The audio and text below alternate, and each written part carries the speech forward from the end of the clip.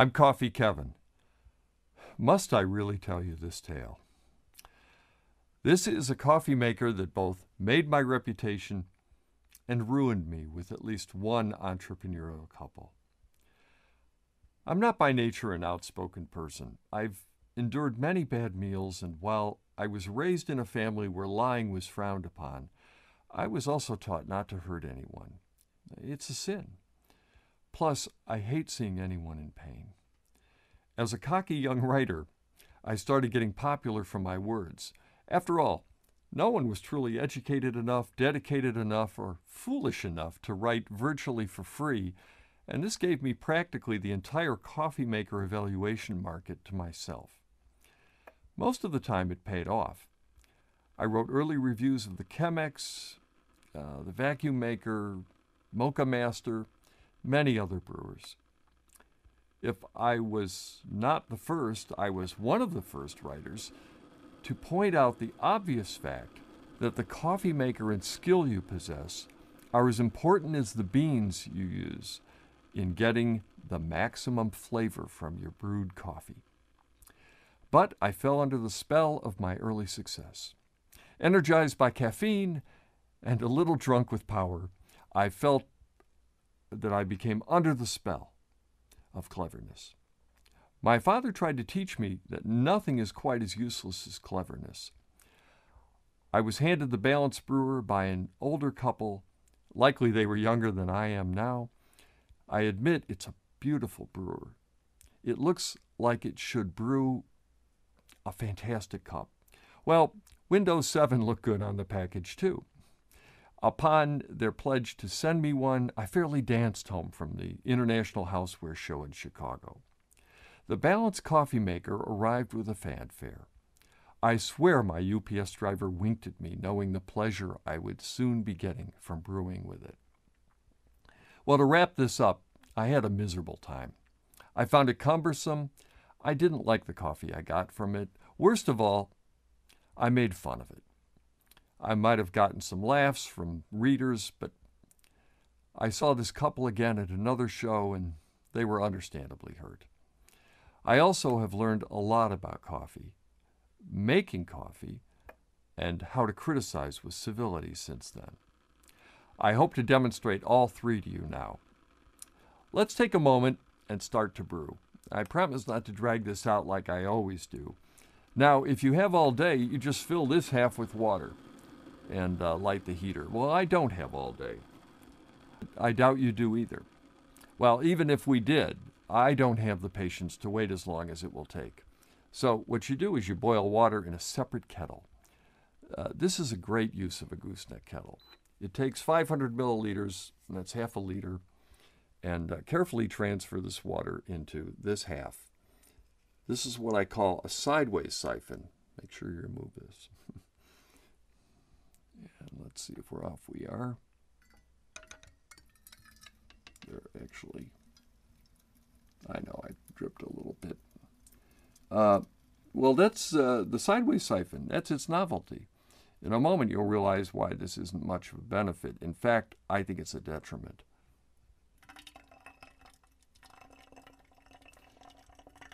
The vertical siphon is an easier to understand idea.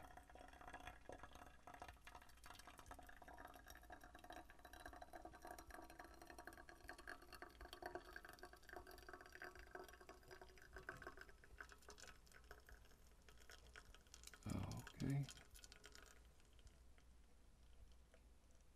There we go.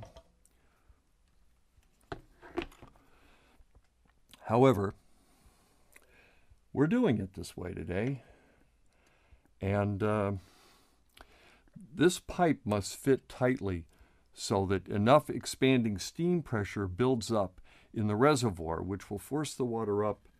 Well, let's get started here. Okay, you're going to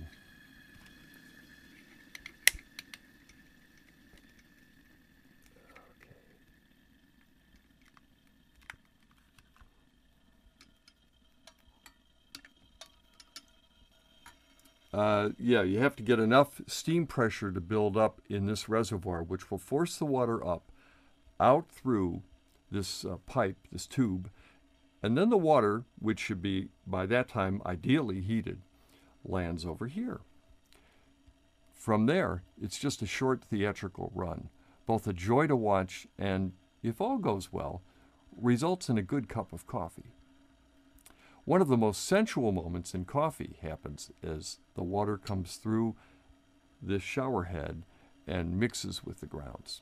Meanwhile, here's a touch of genius that makes the whole process like one of these museum exhibits where the ball rolls down a track and falls down onto another track, and that causes another reaction. It's really, truly fun to watch. While we're waiting, let me tell you more about the balance and what I know about this particular model. The original siphon balance Coffeemaker was invented in around the mid-1800s in Western Europe. Derived from the vertical siphon, but designed to look brilliant in order to complement that age's new devotion to lavish desserts. This one, I believe, is a Perco handmade unit manufactured in Belgium. The manufacturer claims it can brew up to 600 milliliters of coffee. Some of these units feature an added cloth filter that's tied over the metal screen, but this one does not offer it, nor, in my opinion, does it need it. I've never noticed any but the slightest sediment in my cup. I've seen units that look identical to this one on eBay used for about $200 and new for upwards of $400.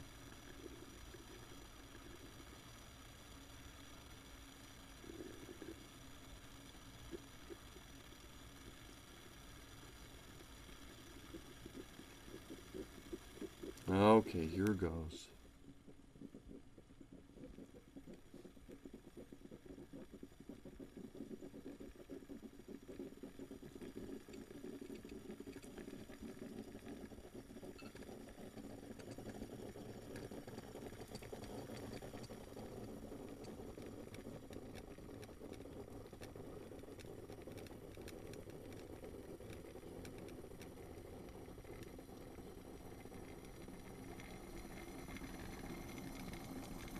Okay.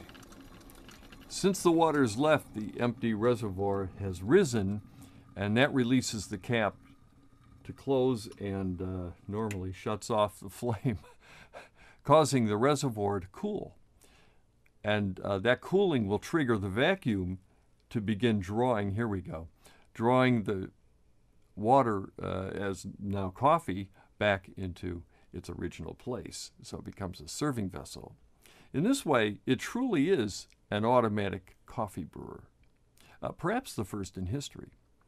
Now, compared to the vertical siphon, this one is automatic, but by being automatic, it leaves a little less control to the end user, a lot less control, actually. I've timed how long the water remains in contact with the ground coffee, and it's brief. It's between a minute and a half.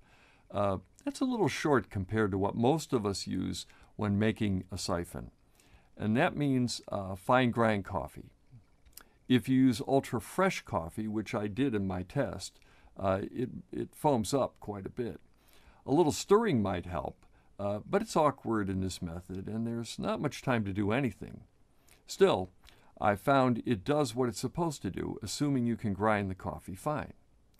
My so far best recipe is a half a liter water to 34 grams fine ground coffee. Fine between, halfway between a drip grind, a little closer to espresso grind, but not fully an espresso.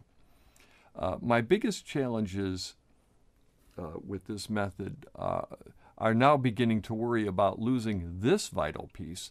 It's the cap that seals it once the water's added. It must be removed first to add the water, and then after brewing in order to freely dispense the brew. And I tend to forget to shut off the faucet, this faucet here, which means the hot water will leak as I'm filling it. Otherwise,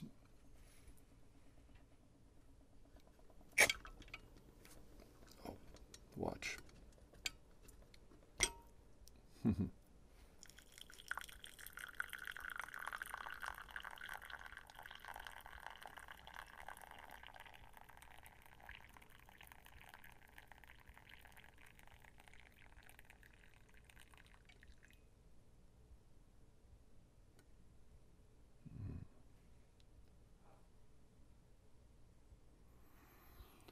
Ooh, fragrant.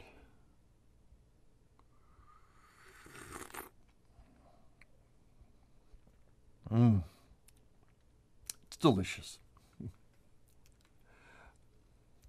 I owe the inventor and the couple who invested in this particular one an apology. It took me years to understand it, but it is both a beautiful machine and one that brews an excellent cup of coffee. Please comment, like, subscribe, share.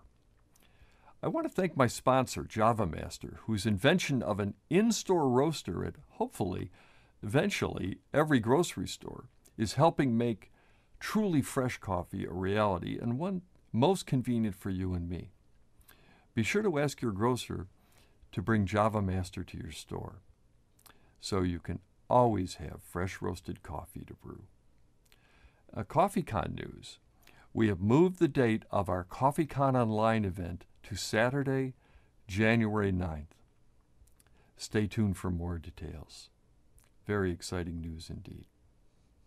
I'm Coffee Kevin.